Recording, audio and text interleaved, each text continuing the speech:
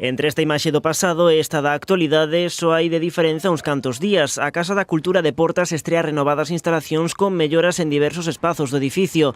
A intervención máis destacada é a recuperación da biblioteca, un espazo que acoden a cotío tanto pequenos como maiores. Ademais da posta a punto dos revestimentos e do chan, na sala instaláronse novos andéis para os libros, mesas e cadeiras. Mesmo se creou un espazo infantil e un pequeno salón convidando os usuarios a unha lectura máis pausada. A verdade é que quedou francamente ben, cumpre, creo que ademais a finalidade, non, de poder dispoñer dun espazo máis para os visitantes pequenos, os máis pequenos, despois tamén para as entidades un poquinho superiores, para os adultos tamén, e bueno, creo que ao final este é unha aposta do Concello de Portas, do seu alcalde, do seu equipo de goberno, por facilitar o acceso á cultura aos veciños. Na Casa da Cultura tamén se levaron a cabo melloras no recibidor principal. Un dos cambios que máis gusta é a homenaxe que se lle fixo aos persoeiros máis célebres da localidade, na escalinata que dá acceso aos andares superiores. Hubo unhas melloras no que decir na Casa da Cultura en xeral, no que decir na entrada, que fixemos un pequeno homenaxe a todos os artistas que temos tanto en cultura como en música,